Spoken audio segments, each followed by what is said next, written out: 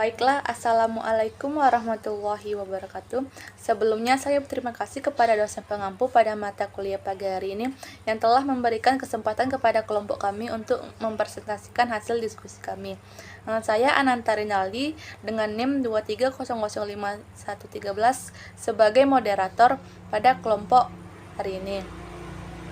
Di sini saya tidak sendirian karena saya ditemani oleh rekan saya yaitu Nadia Fariska Rozak dan Najwa Filza Ramadhani.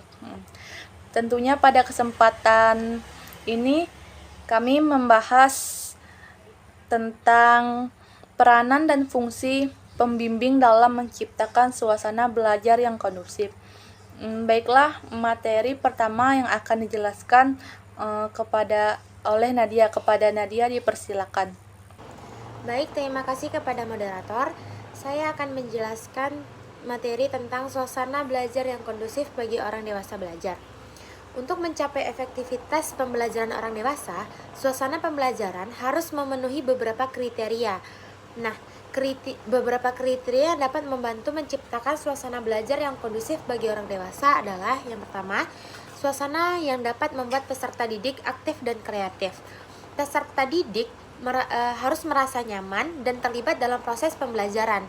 Hal ini dapat dicapai dengan memberikan kesempatan kepada peserta didik untuk berpartisipasi dalam diskusi, tanya jawab, dan kegiatan lainnya. Nah, poin yang kedua, suasana saling menghormati. Peserta didik harus saling menghormati satu sama lain. Hal ini dapat dicapai dengan menghargai perbedaan pendapat dan sudut pandang. Yang ketiga, suasana saling menghargai. Peserta didik harus saling menghargai satu sama lain. Hal ini dapat dicapai dengan menghargai perbedaan latar belakang, pengalaman, dan kepercayaan. Yang keempat, suasana saling percaya. Peserta didik harus saling percaya satu sama lain. Hal ini dapat dicapai dengan menciptakan suasana yang aman dan terbuka. Yang kelima, suasana tidak mengancam. Peserta didik harus merasa nyaman dan nyaman dalam suasana pembelajaran. Hal ini tuh dicapai dengan menciptakan suasana yang tidak menakutkan atau mengancam. Yang keenam, suasana penemuan diri. Peserta didik harus merasa bebas untuk mengeksplorasi minat dan bakat mereka. Hal ini dapat dicapai dengan memberikan kesempatan kepada peserta didik untuk mengeksplorasi topik-topik yang menarik bagi mereka. Yang ketujuh, suasana keterbukaan. Peserta didik harus merasa bebas untuk berbicara tentang pengalaman pribadi mereka sendiri. Hal ini dapat dicapai dengan menciptakan suasana yang terbuka dan mendukung. Yang kedelapan, suasana membenarkan perbedaan. Peserta didik harus merasa bebas untuk memiliki pendapat yang berbeda-beda. Hal ini dapat dicapai dengan menghargai perbedaan pendapat dan pandangan. Nah, jadi kesimpulan dari poin materi saya adalah peserta didik di dalam suasana belajar harus memiliki rasa atau hak mereka dalam kebebasan dari segala suasana. Ketika peserta didik mendapatkan hal itu, maka mereka akan nyaman dalam proses pembelajaran. Sekian dari saya kembalikan kepada moderator. Baik, terima kasih kepada Nadia Fariska Rozak yang telah menjelaskan materi pertama. Materi kedua yang akan dijelaskan oleh Najwa Filza Ramadhani. Kepada Najwa dipersilakan.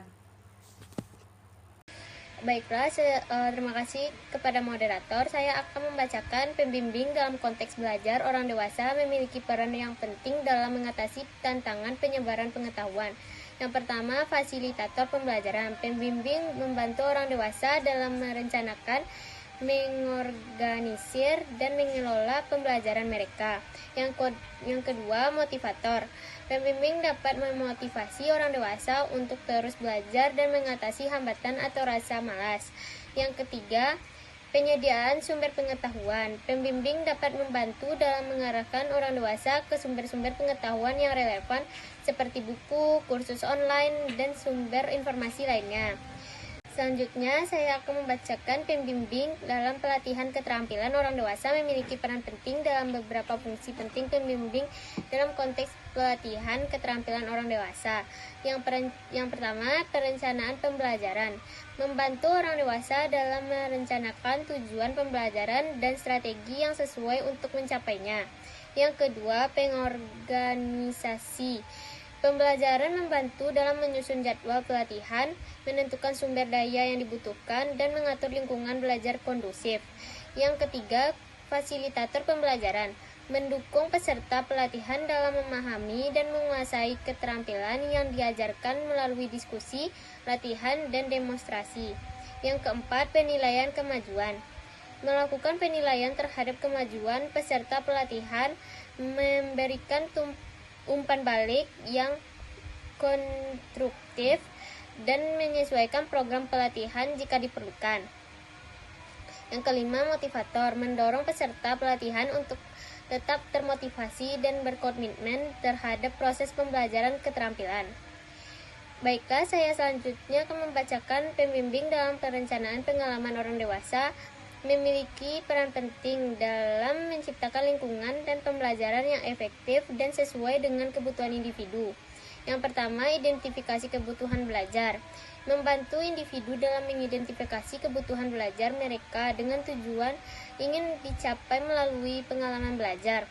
Yang kedua, perencanaan program pembelajaran. Membantu dalam merencanakan program atau rencana pembelajaran yang mencakup tujuan, konten, metode, dan sumber daya yang sesuai.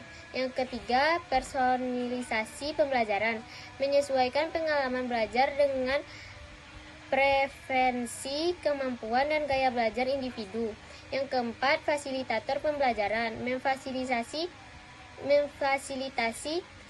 sesi pembelajaran, memadu diskusi, dan memberikan demonstrasi atau pembelajaran paduan selama proses pembelajaran. Sekian dari saya kembalikan ke moderator.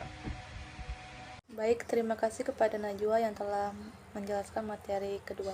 Baiklah, materi ketiga saya sendiri yang akan menjelaskannya. Saya akan menjelaskan tentang peranan pembimbing dalam belajar orang dewasa sebagai pamongan belajar, sebagai penyuluh, sebagai fasilitator, sebagai tutor, dan sebagai instruktur.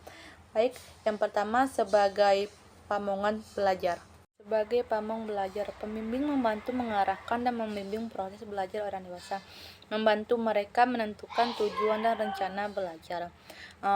B. Sebagai penyuluh pembimbing, memberikan penjelasan informasi dan membimbing kepada orang dewasa untuk memahami materi pelajaran.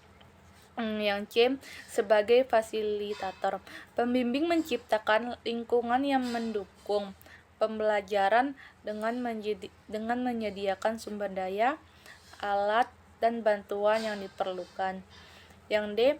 Sebagai tutor, pembimbing dapat memberikan bimbingan langsung dan dukungan individual kepada orang dewasa dalam memahami konsep dan keterampilan tertentu. Yang E. Sebagai instruktur, pembimbing dapat memberikan panduan dan petunjuk dalam mengikuti suatu program atau kursus tertentu. Baiklah, mungkin itu penjelasan dari saya. Mungkin itu hasil presentasi yang telah kami sampaikan.